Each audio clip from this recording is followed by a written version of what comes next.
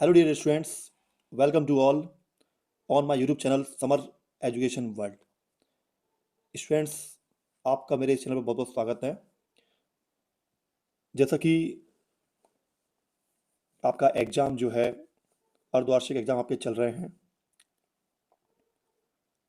और आपका हिंदी का एग्ज़ाम आने वाला है, तो आप सबके पास में विद्यार्थी मार्गदर्शिका वाली जो मॉडल होगी ना, उसके पूरे आंसर जो हैं आपके हिंदी के, वो इस बुक में आप देख लीजिएगा जो इस वीडियो में हम डिस्कस कर रहे हैं। ठीक है, तो इसमें आपको जो आपको मॉडल मिली है उसके आपके हिंदी के पूरे उत्तर इसमें मिल जाएंगे। देखते हैं हम आगे। इसमें आप सभी अपनी विद्यार्थी मॉडल जो आपके पास में है हिंदी वाली, उसको निकालिए और जहाँ जहाँ पे आपको क्वेश्चन के आंसर्स को भरना है तो आप भर लीजिए। इस वीडियो में आपको सभी उत्तर मिलेंगे।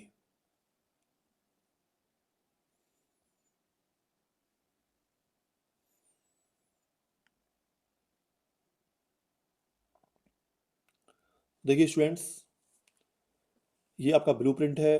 पेपर आपका 75 मार्क्स का आएगा। कक्षा 9वीं के लिए है ये। और इकाई क्रमांक वस्तुनिष्ठ प्रश्न जो हैं, इकाई 1 से इकाई 5 तक के वस्तुनिष्ठ प्रश्न होंगे।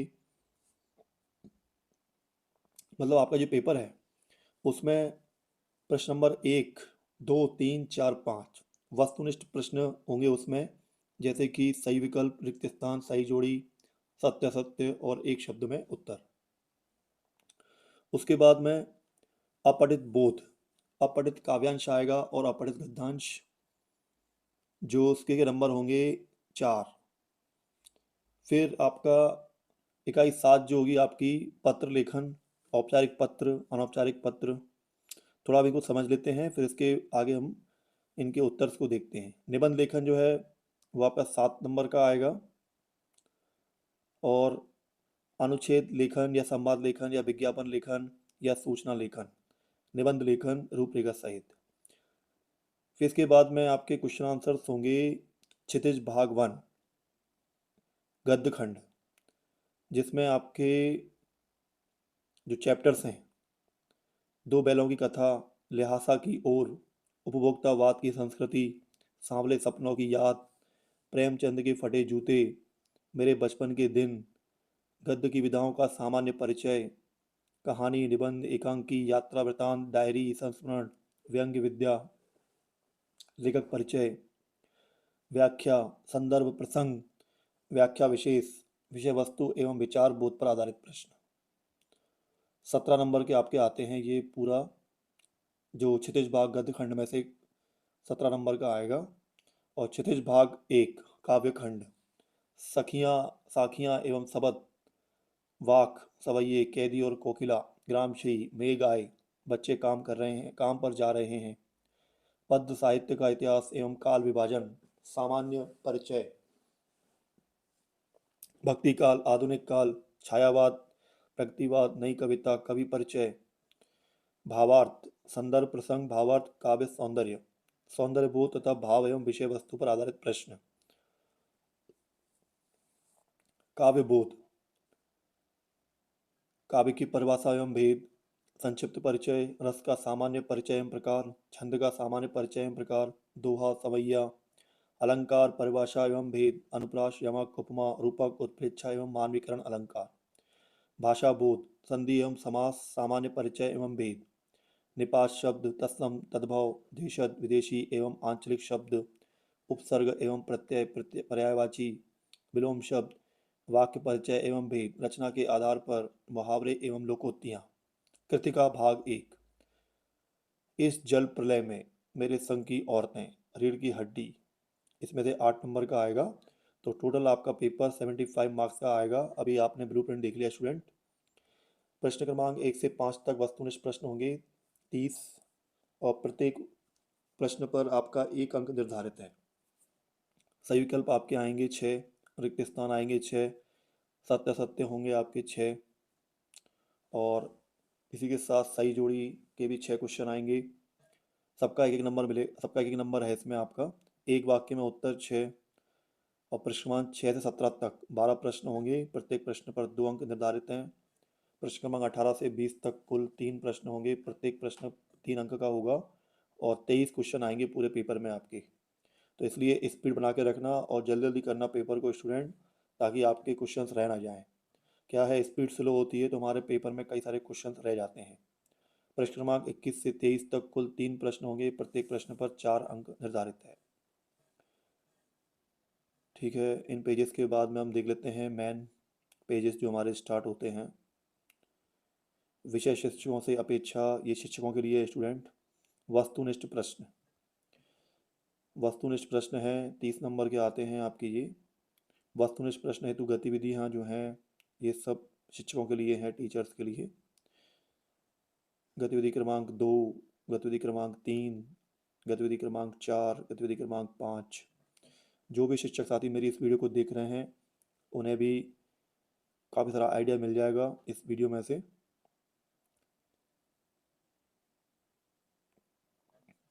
गृह कार्य इकाई 6 पे देखते हैं। इकाई निर्धारित इकाई से 4 अंक का प्रश्न पूछा जाएगा, है ना, मतलब 6वें नंबर पे जो क्वेश्चन आएगा। शिक्षण संकेत बिंदु दिए हुए हैं स्टूडेंट। चलिए इसमें आप आगे देखिए। और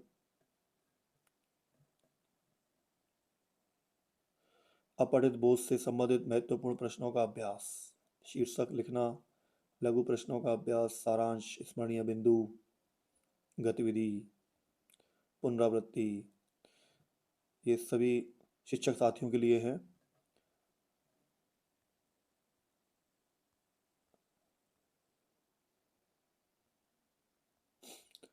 अब हम देखते हैं स्टूडेंट्स आपके लिए क्या इंपॉर्टेंट है इसमें। इकाई 7 पत्र लेखन, शिक्षण विधि, कौन कौन सी विधियों से हम इसे कर सकते हैं। चर्चा विधि है, लेखन विधि है, तालिका विधि है, प्रश्नोत्तर विधि है। गतिविधि हेतु सामग्री क्या चाहिए, पोस्ट कार्ड, औपचारिक पत्र हेतु अंतर्देशीय पत्र, अनौपचारिक पत्र हेतु सफ़ेद लिफाफा, औपचारिक पत्र हेतु सफ़ेद कागज, औपचारिक पत्र हेतु। पत्र लेखन के उद्देश्य क्या होते हैं, भाव व विचारों को व्यक्त करने की क्षमता का विकास करना, तदंतर लेखन की क्षमता का विकास करना, पत्र लेखन कला द्वारा समस्या का समाधान करना। अनौपचारिक पत्र के उद्देश्य, व्यक्तिगत पत्र के उद्देश्य। पत्र लेखन मुख्यतः 2 प्रकार के होते हैं, औपचारिक पत्र प्रार्थना या आवेदन पत्र होते हैं, अनौपचारिक पत्र व्यक्तिगत पत्र होते हैं। औपचारिक पत्र वे पत्र जो किसी कार्यालय, संस्था अथवा व्यावसायिक उद्देश्य की पूर्ति हेतु लिखे जाते हैं, औपचारिक कहलाते हैं, जैसे कि प्रार्थना पत्र या आवेदन। अनौपचारिक पत्र वे पत्र निजी या व्यक्तिगत होते हैं अथवा जिन पत्रों में औपचारिकता का समावेश नहीं होता, वे अनौपचारिक पत्र कहलाते हैं। इन्हें व्यक्तिगत पत्र भी कहते हैं, जैसे बधाई पत्र, आमंत्रण पत्र आदि। औपचारिक पत्र या प्रार्थना पत्र, विद्यालय के प्राचार्य को स्थानांतरण पत्र प्राप्त करने हेतु आवेदन पत्र, ये इसका एक एग्जाम्पल है। शिक्षण संकेत बिंदु में किस किन किन बिंदुओं पर चर्चा करें, किसको पत्र लिखा जा रहा है, क्यों लिखा जा रहा है, कारण संबंधी विषय, कौन लिख रहा है, कब लिखा जा रहा है। स्टूडेंट्स, ये पत्र लिखने का एक फॉर्मेट होता है, प्रति, किसको, पदनाम, पता, विषय, क्यों, किस लिए, संबोधन में उलट आ जाएगा आपका, कारण संबंधी विषय, किस कारण पत्र लिखा जा रहा है उसका विवरण, कब, दिनांक, किसने।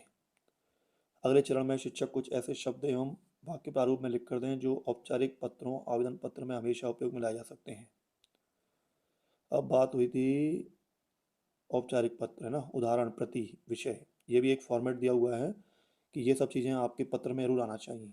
संबोधन, महोदय, विनम्र निवेदन है कि, अतः निवेदन है कि मुझे प्रदान करने की कृपा करें, धन्यवाद। गतिविधि पत्र प्रारूप में रिक्त स्थान में कौन से वाक्य आएंगे, इसका अभ्यास अलग अलग विषय देकर छात्रों से करवाना चाहिए। स्टूडेंट्स, ये एक मॉड्यूल जो है इसमें आपको जो मिली है मॉड्यूल विद्यार्थी वाली, तो उसमें जो भी क्वेश्चन है उसके इसमें आंसर में आपको मिल जाएंगे, उत्तर। और जो विद्यार्थी मॉड्यूल वाली जो है उस पर भी मेरी एक वीडियो बनने वाली है, उसको भी आप देख लीजिएगा, इसको भी आप देख रहे हैं। अनौपचारिक या व्यक्तिगत पत्र, बड़े भाई को गर्मी की छुट्टियों का वर्णन करते हुए पत्र। अनौपचारिक या व्यक्तिगत पत्र में कैसे पत्र आते हैं, बड़े भाई को गर्मी की छुट्टियों का वर्णन करते हुए पत्र। शिक्षण संकेत बिंदु। सर्वप्रथम शिक्षक दिए गए विषय पर निम्नलिखित बिंदुओं पर चर्चा करें। जो पत्र लिख रहा है, प्रेषक का पता, संबोधन, विषय वस्तु जिसे पत्र भेजा जा रहा है उसका पता, किसने लिखा, और अनौपचारिक पत्र का प्रारूप इस तरीके से होता है। भेजने वाले का पता, दिनांक, संबोधन एवं अभिवादन, विषय वस्तु, लिफाफे के लिए पता, प्राप्त करने वाले का पता, किसने। पत्र लेखन कुल 4 अंक का आता है। औपचारिक पत्र, प्रार्थना पत्र हेतु अंक विभाजन, प्रति, संबोधन पर 1 अंक मिलता है। स्टूडेंट, जब आप पत्र लिखते हैं तो आपको जितना भी आता है ज़रूर लिखें, क्योंकि अगर आप आधा क्वेश्चन भी कोई करके आते हैं उसका उत्तर, तो आपको उसमें भी नंबर मिलते हैं। विषय, सही विषय लिखने पर 1 अंक। विनम्र, विषय वस्तु को स्पष्ट करने पर 1 अंक। धन्यवाद। दिनांक, प्रार्थी 1 अंक। प्रार्थी पत्र के बाईं ओर भी लिखा जाना वर्तमान परिप्रेक्ष्य में मान्य है, अतः बाईं अथवा दाईं ओर में से किसी एक ओर प्रार्थी लिखा जाना सही होगा। ठीक है, फिर नीचे देखते हैं, यदि आपने संबोधन सही लिखा है तो 1 अंक। विषय जो कि प्रश्न में ही दिया होता है उसे लिखने पर 1 अंक मिलता है। तो देखिए स्टूडेंट्स, पत्र लेखन कुल 4 अंक का। अनौपचारिक पत्र, व्यक्तिगत पत्र हेतु अंक विभाजन। संबोधन अपन लिखते हैं तो 1 अंक मिलता है। पूजनीय, आदरणीय, बड़ों के लिए आदर सूचक शब्द। प्रिय या अनुज, बराबर व छोटों के लिए शब्द। प्रेषक का पता, दिनांक सहित 1 अंक। सामान्यतः होने वाली गलतियां कैसी होती हैं? संबोधन में जैसे प्राचार्य के स्थान पर महिला प्राचार्य होने पर प्राचार्य लिख देना, ये गलती है। अतः हमेशा प्राचार्य ही आना चाहिए, चाहे महिला हो या पुरुष, क्योंकि पद कभी भी स्त्रीलिंग में नहीं परिवर्तित होता। अच्छा, बहुत इंपॉर्टेंट पॉइंट था स्टूडेंट ये, कि अगर प्रिंसिपल मैम अगर कोई महिला है तो आप उसके लिए प्राचार्य नहीं लिखेंगे, प्राचार्य ही लिखेंगे। अल्प विराम, पूर्ण विराम न लगाना। कृपा और कृपया शब्द में भेद न कर पाना, ठीक है, इसलिए कृपा लिखना चाहिए। वर्तनी संबंधी अशुद्धियाँ, प्रार्थी, प्रति, प्राचार्य, चरण स्पर्श, आज्ञाकारी, अव्यवस्थित प्रारूप। होने वाली गलतियों का समाधान, है ना, ये सब टीचर्स के लिए हैं। चलिए अब देखते हैं इकाई 8, अनुच्छेद लेखन, संवाद लेखन, विज्ञापन लेखन या निबंध लेखन। तो 7 अंक का आता है ये। प्रस्तावना, संबंधित विषय को आसपास की वस्तुओं से जोड़कर निदानात्मक कक्षा में अध्यापन कार्य कराया जाए। ये टीचर्स के लिए है स्टूडेंट। निबंध क्या है? इम्पोर्टेंट प्रश्न है ये, इसे पढ़ लीजिएगा। निबंध लेखन के भाग या चरण, क्या क्या भाग होते हैं, क्या चरण होते हैं, प्रस्तावना पर कितने अंक मिलते हैं, मध्य भाग में, उपसंहार में। निबंध रचना विषयक महत्वपूर्ण बातें, विद्यार्थियों को बताएं कि वे रट कर न जाएं, समझकर अपने शब्दों में लिखें। जिस विषय पर निबंध लिखना लेखन करना हो उस पर चिंतन करके ही लेखनी चलानी चाहिए।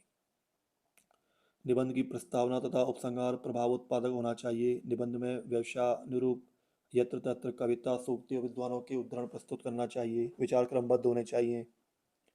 इनको पढ़ लीजिएगा स्टूडेंट। भाग ब में अनुच्छेद लेखन आता है, संवाद लेखन आता है, विज्ञापन लेखन, जिसके लिए निर्धारित 3 अंक हैं। तो ये भी एक एक्टिविटी है स्टूडेंट, इसको आप पढ़ लेंगे। वैसे ये टीचर्स को कराना चाहिए क्लास में। संवाद लेखन, विज्ञापन लेखन। संवाद लेखन हेतु शिक्षक छोटे छोटे पारिवारिक, सामाजिक, राजनीतिक तथा नैतिक विषयों पर कक्षा में चर्चा विधि का प्रयोग करें तथा उसी चर्चा का छात्रों में संवाद के रूप में परिवर्तित करने का गुणों का विकास करें। विज्ञापन लेखन के बारे में पढ़ लीजिएगा स्टूडेंट। चलिए इकाई 3, क्षितिज भाग 1, खंड, गद्य खंड। इस इकाई से 17 अंक के प्रश्न परीक्षा में पूछे जाएंगे। ये शिक्षण संकेत हैं, ये आपको नहीं पढ़ना है, शिक्षकों को पढ़ना है। गद्य की विविध विधाएं, सहायक सामग्री, जयशंकर प्रसाद, आचार्य रामचंद्र शुक्ल, प्रेमचंद, महादेवी वर्मा व महात्मा गांधी के चित्र। नोट, शिक्षक अपने अनुसार सहायक सामग्री का उपयोग कर सकते हैं। प्रस्तावना, प्राचीन काल में मुद्रण कला का अभाव था अतः सभी रचनाएं पद्य में ही की जाती थी। पहले क्या है, सभी चीज़ें कविताओं में लिखी जाती थी, है ना। पद्य मतलब कविता और गद्य मतलब आपका जैसे पैराग्राफ वगैरह होता है ना। चूंकि हर व्यक्ति पद्य रचना नहीं कर सकता था, हर किसी को कविता आती नहीं थी, इस कारण कई प्रतिभाएं अपने विचारों को लिपिबद्ध नहीं कर पाती थी। आधुनिक काल में गद्य साहित्य का विकास हुआ। गद्य साहित्य अनेक रूपों में उपलब्ध है। ये रूप गद्य की विधाएं कहलाती है, जो निम्नानुसार है। निबंध, कहानी, उपन्यास, नाटक, एकांकी, जीवनी, आत्मकथा, इन सभी को 2 वर्गों में विभाजित किया गया है। क्वेश्चन के आंसर देखिए, आप भर लीजिए इसको। प्राचीन काल में किस कला का अभाव था? आधुनिक काल में किस साहित्य का विकास हुआ? गद्य साहित्य के अनेक रूप क्या कहलाए? गद्य की विधाओं को 2 वर्गों में विभाजित किया गया है। पाठ्यक्रमानुसार विधाओं का वर्गीकरण इस प्रकार है। मुख्य विधाएं, गौण विधाएं। मुख्य विधाएं कौन कौन सी हैं? निबंध, कहानी, उपन्यास, नाटक, एकांकी, आलोचना। गौण विधाएं कौन सी हैं? जीवनी, आत्मकथा, संस्मरण, रेखाचित्र, पत्र, डायरी, रिपोर्टाज, साक्षात्कार। इन सभी विधाओं के सामान्य परिचय से छात्र प्रश्नोत्तर लिख सकेंगे, जिससे वे परीक्षा में अंक प्राप्त कर सकें। निबंध विद्या। निबंध विधा का परिचय हम प्रश्नोत्तर विधि से दे सकते हैं। निबंध के प्रकार इनको भर लीजिए। कथात्मक, वर्णनात्मक, विचारात्मक, भावात्मक। 2 प्रमुख निबंधकारों के नाम व प्रमुख रचना। प्रताप नारायण मिश्र ब्राह्मण और आचार्य रामचंद्र शुक्ल करुणा। नाटक, कहानी, उपन्यास व एकांकी तत्वों को लिखिए। सूत्र कपास दे भाऊ, ये फॉर्मूला है स्टूडेंट्स, है ना। क से कथानक, पा से पात्र परिचय, स से संवाद, द से देश काल व वातावरण, भा से भाषा शैली, उ से उद्देश्य। अभिनय तत्व एकांकी व नाटक के लिए होता है, क्योंकि इसका रंगमंच पर मंचन होता है। इस सूत्र को विद्यार्थियों को अवश्य याद करा सकते हैं। ठीक है। गद्य की विधाएं। स्टूडेंट्स, ये जो इंपॉर्टेंट क्वेश्चन है, बहुत very very most important question है। ये दोनों क्वेश्चन जो आपको स्क्रीन पर दिख रहे हैं अभी, कहानी व उपन्यास में कोई 4 अंतर, ये तो पेपर में आते ही रहते हैं, इनको आप अच्छे तरीके से याद कर लीजिए। ठीक है। कहानी और उपन्यास, इनके उत्तरों को आप पढ़ लीजिए। एकांकी व नाटक में अंतर, ये भी बहुत इंपॉर्टेंट क्वेश्चन है, इसमें भी पूछा जाता है। जीवनी और आत्मकथा में अंतर, वेरी वेरी आईएमपी क्वेश्चन है ये। इसका उत्तर अच्छे तरीके से आप याद कर लीजिए देखकर। विभिन्न विधाओं को अपने स्वरूप के अनुसार गतिविधि कर समझाया जाए। अच्छा। लेखक परिचय, सहायक सामग्री इसमें दी हुई है। ठीक है। इसके बाद में नीचे देखते हैं शैलियों के प्रकार। भावात्मक शैली, विवरणात्मक शैली, विचारात्मक, कथात्मक शैली, इन शैलियों को याद अवश्य करना चाहिए। लेखक परिचय, रचनाएं कोई 2 होना चाहिए उनमें। भाषा सहज, सरल, प्रभावमयी, चंचलता, शब्द तत्सम, तद्भव, देशज या विदेशी मुहावरे, लोकोक्ति भाषा, आधुनिक खड़ी बोली, संस्कृत निष्ठ, व्याकरण सम्मत। शैली सभी प्रकार की लिख सकते हैं। साहित्य में स्थान, हिंदी साहित्य में आपका अग्रणी स्थान है। गतिविधि क्रमांक 1, ये सब शिक्षकों के लिए है स्टूडेंट्स। गतिविधि क्रमांक 2, रचनाएं। प्रत्येक लेखक की रचना याद करवाई जाए, मतलब स्टूडेंट को करना है और छात्रों को यह बताना है कि प्रत्येक लेखक का पूरा परिचय यदि याद ना हो तो भाषा, शैली एवं साहित्य में स्थान के अंतर्गत बिंदुओं का प्रयोग किया जा सकता है। भाषा, आपकी रचनाओं में खड़ी बोली हिंदी का प्रयोग किया गया है। भाषा सहज, सरल एवं बोधगम्य है। भाषा में प्रभावशीलता है। शैली, आपकी रचनाओं में मुक्त, विचारात्मक, गुणात्मक, आलोचनात्मक शैलियों का प्रयोग किया गया है एवं मुहावरा और कहावतों का प्रयोग किया गया है।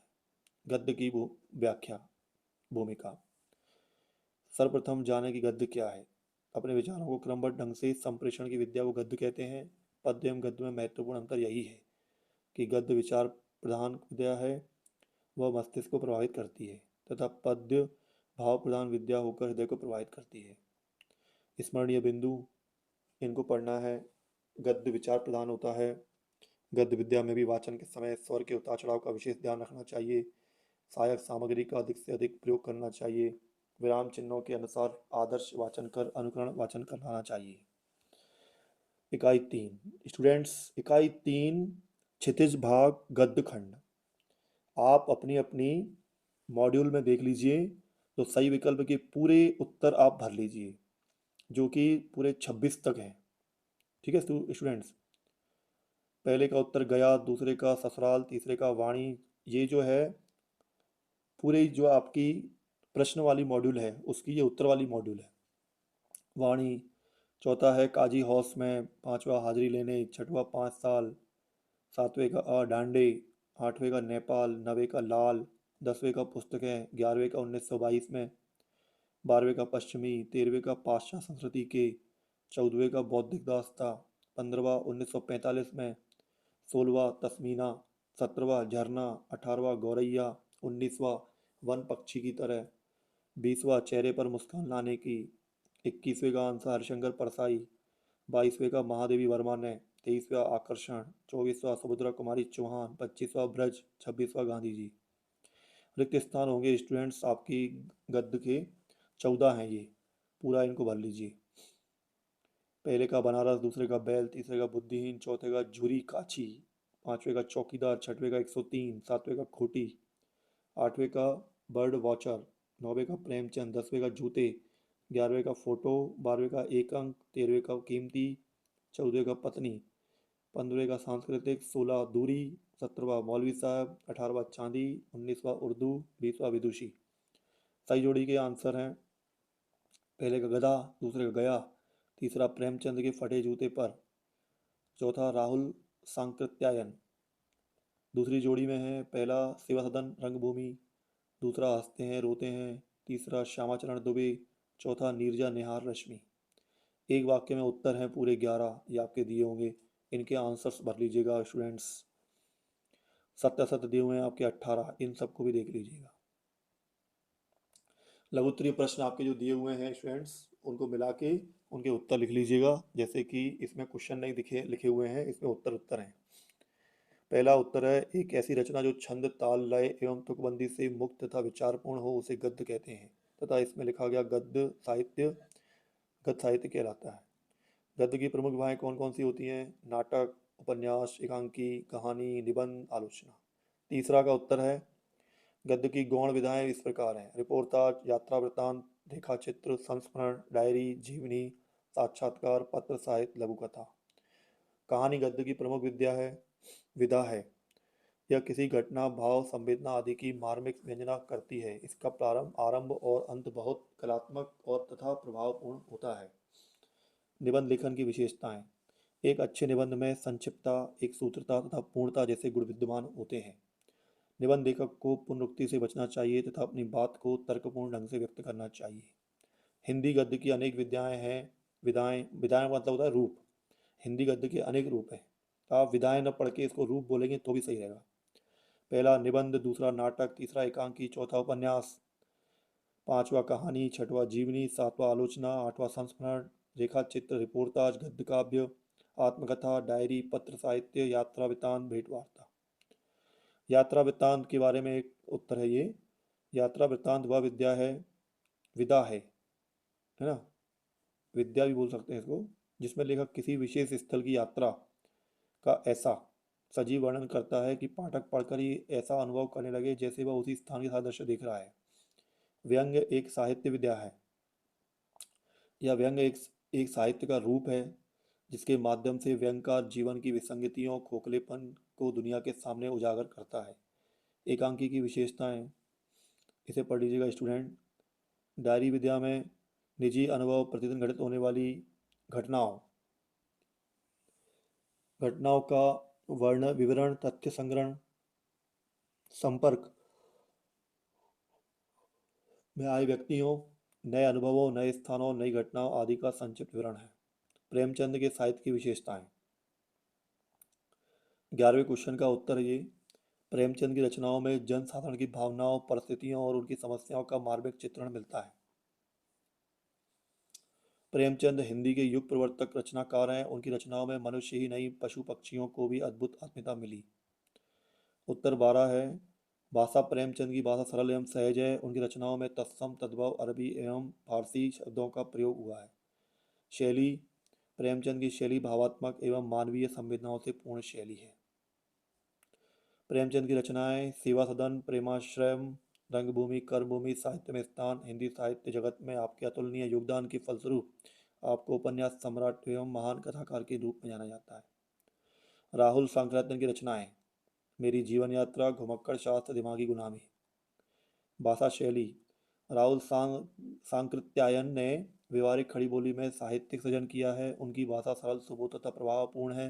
राहुल सांकृत्यायन ने विषय तथा भाव के अनुरूप वर्णात्मक अथवा विवेचनात्मक व्यंग्यात्मक शैली का प्रयोग किया है। परसाई जी की रचना है भूत के पांव पीछे, हंसते हैं रोते हैं। परसाई जी ने अपनी रचनाओं में सामान्य बोलचाल की भाषा, मुहावरे एवं लोकोक्तियों का प्रयोग किया है। परसाई जी की रचनाओं में व्यंग्यात्मक, संवाद, वर्णनात्मक, भावात्मक शैली की प्रधानता है। स्टूडेंट्स, बाकी उत्तर आप पढ़ लीजिएगा। ये 16 उत्तर है, ये 17वें क्वेश्चन का उत्तर है, ये 18वें क्वेश्चन का उत्तर है, ये 19वें का है, ये 20वें का है। सौतेली माँ के मारने से दुखी छोटी बच्चे पर बैलों ने अत्याचार देखा तो उनके प्रति उसके मन में प्रेम उमड़ आया। 21वां उत्तर देख लीजिएगा स्टूडेंट आप। 22वां देखना है आपको, पंच परमेश्वर, नमक का दरोका, कफन, पूस की रात। 23वां है, कहानी में बैलों के माध्यम से निम्नलिखित नीति विषयक मूल्य उभर कर सामने आए हैं। इसके बाद में स्टूडेंट उत्तर नंबर 24, हथियार का कानून न होने के कारण तिब्बत के लोग यहाँ बंदूक और पिस्तौल लाठी की तरह लेकर घूमते हैं। 25, लेखक ने तिब्बत की यात्रा भिखमंगे भिखारी के वेश में की क्योंकि उस समय तिब्बत की यात्रा पर प्रतिबंध था। 26वां है स्टूडेंट, तिब्बत यात्रा के दौरान लेखक को जो कठिनाइयाँ हुई हैं वो इस प्रकार हैं। 27वां देखिए, लेखक राहुल सांकृत्यायन ने डाकुओं से बचने के लिए अपनी वास्तविक पहचान छुपाकर भिखमंगे का वेश धारण किया। नंबर 28 है, इसे पढ़ लीजिएगा स्टूडेंट्स। 28, 29, 30, 31 इन प्रश्नों के उत्तरों को लिख लीजिएगा।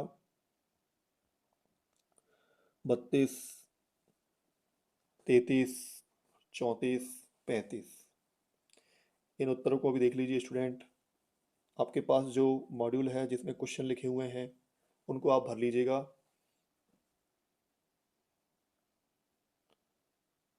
35वां क्वेश्चन है, लेखिका के माँ की विशेषताएं, धार्मिक स्वभाव। लेखिका की माँ नियमित रूप से पाठ पूजा करती थी, वे ईश्वर में आस्था रखती थी। नंबर 2 है, संस्कारी महिला। लेखिका की माँ अच्छे गुणों वाली महिला थी जिनका असर लेखिका पर भी पड़ा। नंबर 36, लेखिका को उर्दू फारसी में बिल्कुल रुचि नहीं होने के कारण वह उसे सिखा नहीं पाई। लेखिका को बचपन में उर्दू पढ़ाने के लिए जब मौलवी रखा गया और जब वे घर में उन्हें पढ़ाने आए तो लेखिका महादेवी वर्मा चारपाई के नीचे छिप गई। अब हम देखते हैं स्टूडेंट्स, क्षितिज भाग एक काव्य खंड के उत्तर, उत्तरमाला। तो क्षितिज भाग एक काव्य खंड के ये पूरे उत्तर हैं स्टूडेंट्स, 1 से 15 दिए हुए हैं। इन्हें आप पूरा भर लीजिए सही विकल्पों के उत्तर। रिक्त स्थानों के उत्तर भर लीजिए स्टूडेंट्स, पूरे 15 दिए हुए हैं आपके। सही जोड़ी के भी उत्तर लिख लीजिए स्टूडेंट्स, 5 सही जोड़ियाँ दी हुई हैं आपकी इसमें। एक वाक्य में उत्तर देखिए स्टूडेंट्स, पूरे आपके 12 दिए हुए हैं, इनको कर लीजिएगा। सत्य असत्य पूरे आपके 15 दिए हुए हैं, इनको देख लीजिए स्टूडेंट्स, आप भर लीजिएगा इन्हें। लघुत्तरीय प्रश्न, स्थूल के प्रति सूक्ष्म का विद्रोह छायावाद कहलाता है। नई कविता की विशेषताएं क्या क्या होती हैं देख लीजिए। नंबर 3 है, भक्ति काल में समाज के कल्याण के लिए साहित्य रचना हुई है। कबीर, जायसी, सूर, तुलसी आदि सभी कवियों ने लोक मंगलकारी साहित्य लिखा, इसलिए उस काल को हिंदी साहित्य का स्वर्ण युग कहते हैं। नंबर 4 है, भक्ति काल का काव्य 4 धाराओं में विभाजित है। ज्ञान मार्गी काव्य धारा कबीरदास, प्रेम मार्गी काव्य धारा मलिक मोहम्मद जायसी, कृष्ण भक्ति काव्य धारा सूरदास, राम भक्ति काव्य धारा तुलसीदास। भक्ति काल के कवि और रचनाएं, सूरदास। सूरदास रचनाएं कौन कौन सी थी? सूरसागर, साहित्य लहरी, सूर सारावली। तुलसीदास की रचनाएं रामचरितमानस, कवितावली, हनुमान चालीसा, दोहावली। छायावाद की विशेषताएं, इनको पढ़ लीजिएगा स्टूडेंट्स, इंपॉर्टेंट है ये। नई कविता के कवि और रचनाएं, रघुवीर सहाय, हंसो हंसो जल्दी हंसो, भवानी प्रसाद मिश्र, गीत फरोश। पद्य साहित्य के इतिहास को 4 कालों में बांटा गया है, काल, विभाजन और सीमा। बहुत ही इंपॉर्टेंट क्वेश्चन है, इसको अच्छे तरीके से पढ़ लीजिएगा स्टूडेंट। आदिकाल या वीरगाथा काल कब से कहाँ तक स्टार्ट हुआ? भक्ति काल, पूर्व मध्य काल कहाँ से कहाँ तक स्टार्ट? रीति काल, आधुनिक काल। संवाद के अनुसार काल विभाजन देख लीजिए। क्वेश्चन नंबर 9 का उत्तर, कवि रसखान के काव्य में प्रेम और अनुभूति का संगम है। कवि रसखान ने भक्ति, श्रृंगार एवं शांत रस प्रधान काव्य रचना की है। नंबर 10, कबीरदास की भाषा सुदुक्कड़ी है। कबीर के दोहों में शांत रस एवं माधुर्य गुण की प्रधानता है। क्वेश्चन नंबर 11 इस तरीके से का उत्तर पढ़ लीजिएगा स्टूडेंट, 11, 12, 13। सर्वेश्वर दयाल सक्सेना के काव्य सौंदर्य की विशेषताएं। नंबर 14 राजेश जोशी की 4 रचनाएं। कौन कौन सी हैं? मिट्टी का चेहरा, एक दिन बोलेंगे पेड़, नेपथ्य में हंसी और 2 पंक्तियों के बीच। उत्तर 15 है मानसरोवर से कवि का आशय मन रूपी पवित्र सरोवर से है, जिसमें परमात्मा का प्रेम रूपी शुद्ध जल भरा है। ये पूरे उत्तर आप लोग भर लीजिए स्टूडेंट्स, जो आपको स्टूडेंट्स वाली मॉड्यूल मिली है। उत्तर नंबर 16 देख लीजिए, उत्तर नंबर 17, 18,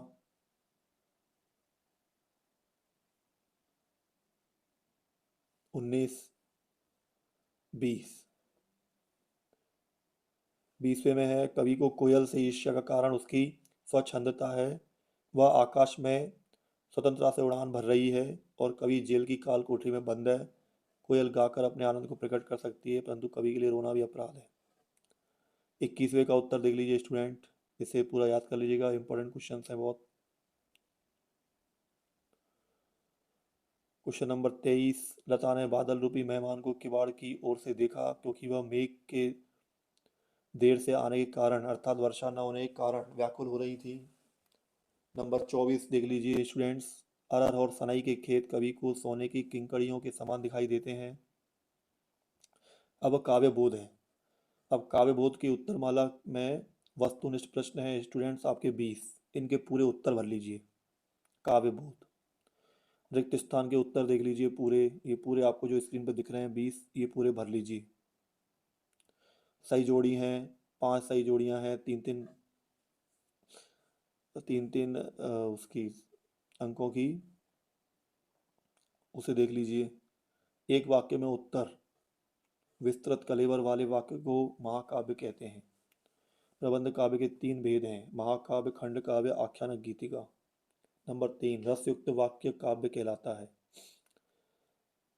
इन क्वेश्चंस को पूरे को पढ़ लीजिए स्टूडेंट्स, ये आपके एक वाक्य में उत्तर हैं। काव्य के 2 भेद हैं, दृश्य काव्य, श्रव्य काव्य। बहुत ही इंपॉर्टेंट पॉइंट्स हैं स्टूडेंट्स, इनको पढ़ लीजिए। शब्दालंकार के भेद, अनुप्रास, यमक। अर्थालंकार के भेद, उपमा, रूपक। सत्य असत्य, सत्य,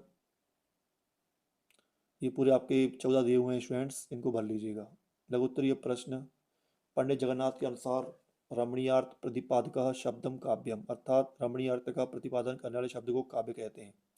भाव प्रधान रचना को काव्य कहते हैं। तीसरा उत्तर है महाकाव्य, खंड काव्य, आख्यानक, गीतिका। चौथा है मुक्तक काव्य के 2 प्रकार हैं, पाठ्य मुक्तक, गेय मुक्तक। नंबर 5 है काव्य को पढ़ने, सुनने अथवा उसका अभिनय देखने में पाठक, श्रोता या दर्शक को जो आनंद की अनुभूति होती है वही रस है। रस के 4 अंग होते हैं, विभाव, अनुभाव, स्थायी भाव, संचारी भाव। नंबर 6 रस और इसमें स्थायी भाव, ये पूरे पढ़ लीजिएगा स्टूडेंट, बहुत ही इंपॉर्टेंट है ये क्वेश्चन। महाकाव्य और खंड काव्य में अंतर, वेरी वेरी इंपॉर्टेंट क्वेश्चन है, उत्तर है ये क्वेश्चन का। मात्रिक छंद किन्हें कहते हैं, वार्णिक छंद किन्हें कहते हैं, पाठ्य मुक्तक एवं गेय मुक्तक में अंतर। प्रश्न क्रमांक 11 से 14 टीचर्स आपको खुद ही करवाएंगे। भाषा बोध इकाई 4, इससे 8 अंक के प्रश्न परीक्षा में पूछे जाते हैं। वस्तुनिष्ठ प्रश्न किस तरीके का आते हैं इसमें, औषधालय शब्द में संधि कौन सी है, इसका उत्तर है दीर्घ स्वर संधि। यद्यपि शब्द में संधि है, यण स्वर संधि है।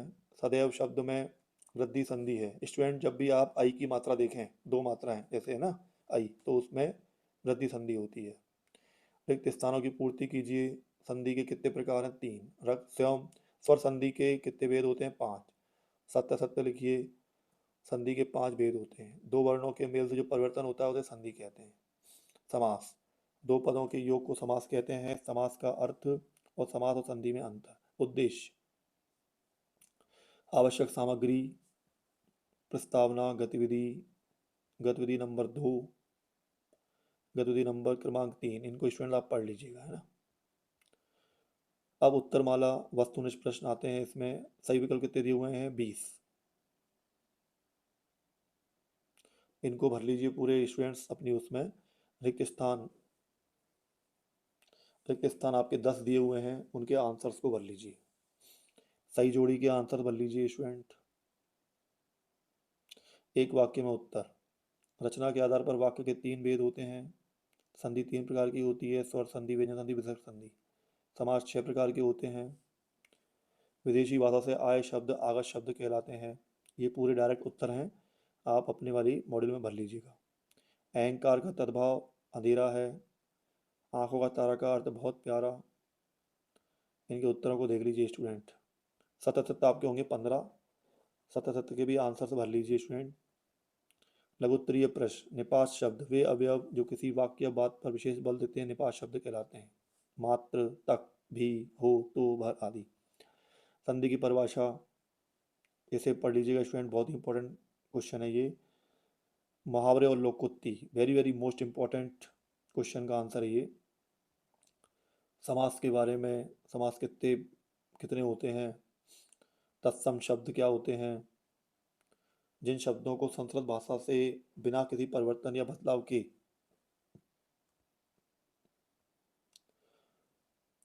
हिंदी भाषा में उपयोग किया जाए उन्हें तत्सम शब्द कहते हैं। संधि एवं समास में अंतर, इंपॉर्टेंट क्वेश्चन है स्टूडेंट बहुत। इकाई 5 कृतिका भाग 1। इकाई 5 में उत्तर माला। सही विकल्प दिए हुए हैं आपके कितने, 11। इनके उत्तर भर लीजिए स्टूडेंट्स। रिक्त स्थान 15 दिए हुए हैं, इनके भी भर लीजिए पूरे उत्तर। सही जोड़ी के भी उत्तर भर लीजिए। एक वाक्य में उत्तर। तो ये कितने हैं आपके स्टूडेंट, 10 हैं। 10 के 10 पूरे उत्तर लिख लीजिए ना। सत्य सत्य आपके 12 हैं। लघुत्तरीय प्रश्नों के उत्तर देख लीजिए। अनवरत, अनर्गल, अनगढ़, स्वगतो, स्वगतोक्ति, ठीक है। गोलंबर के पास जनसंपर्क की गाड़ी से ऐलान किया था कि भाइयों ऐसी संभावना है कि बाढ़ का पानी रात्रि के करीब 12 बजे तक घुस जाएगा, सावधान हो जाएं। तीसरे का उत्तर देख लीजिए। बाढ़ पीड़ितों की मदद करने हेतु हर नाव पर पकाही घाव की दवा, दियासलाई की डिबिया और किरासन तेल रहना चाहिए। स्टूडेंट्स आप और उत्तर देख लीजिए। 4, क्वेश्चन नंबर 4 का उत्तर, 5 का, 6 का, 7 का उत्तर, 8 का, 9 का। रीढ़ की हड्डी एकांकी में वॉलीबॉल, टेनिस, बैडमिंटन, हॉकी एवं क्रिकेट इत्यादि खेलों की चर्चा की गई है। रीढ़ की हड्डी शीर्षक एकांकी की भावना को व्यक्त करने के लिए बिल्कुल सही है। अब स्टूडेंट्स एक अभ्यास प्रश्न पत्र दिया हुआ है कि किस तरीके से आपका पूरा पेपर का पैटर्न आएगा। देख लीजिए, आपका पेपर बिल्कुल इस तरीके के पैटर्न का आएगा, मतलब ये नहीं आएगा, इस तरीके से बन के आएगा। सही विकल्प चयन कर लिखिए। देखिए सही विकल्प में कितने क्वेश्चन हैं आपके, पूरे 6। रिक्त स्थान कितने हैं आपके, पूरे 6। फिर 6 आपके क्या हैं, सत्य सत्य। 6 सही जोड़ी हैं आपकी। भले उसके 8 उत्तर हैं, लेकिन आपको 6 उत्तर सही लगाने हैं।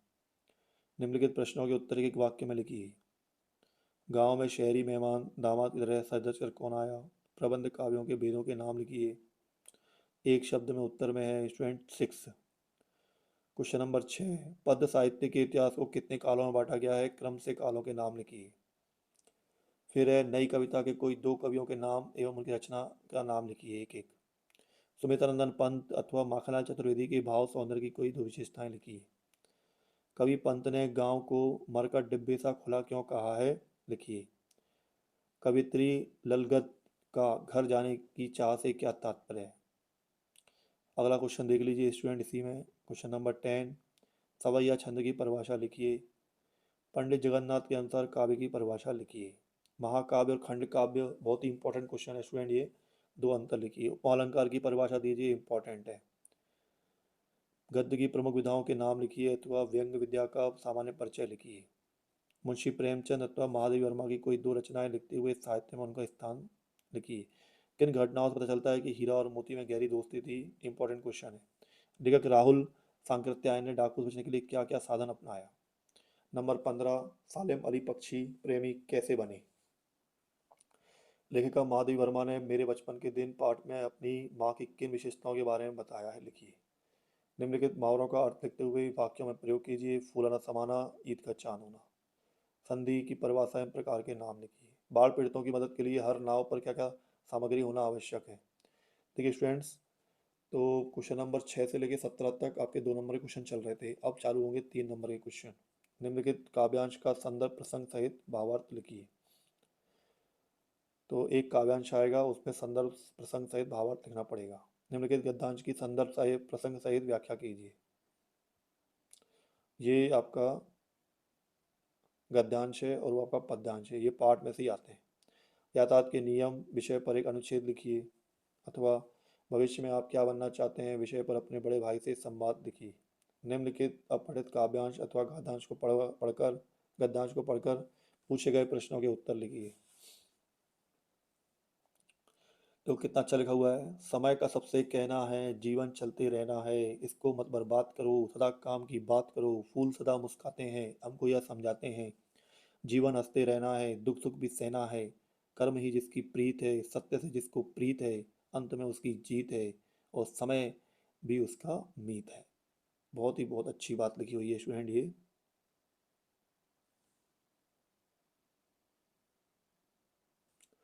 उपयुक्त काव्यांश का उपयुक्त शीर्षक लिखिए। समय किसका मित्र है, उपयुक्त काव्यांश का भावार्थ लिखिए। अब एक गद्य से आता है स्टूडेंट, इसके उत्तर देना पड़ेंगे। अगला है, अपने प्राचार्य को स्थानांतरण प्रमाण पत्र प्राप्त हेतु आवेदन पत्र लिखिए। औपचारिक पत्र है ये। प्रातःकालीन सैर के लाभ बताते हुए छोटे भाई को पत्र लिखिए, ये अनौपचारिक है। और निबंध कौन कौन से आते हैं, जल संरक्षण, पर्यावरण प्रदूषण, मेरी पूरी पुस्तक, आदर्श विद्यार्थी गुण, जीवन में खेलों का महत्व।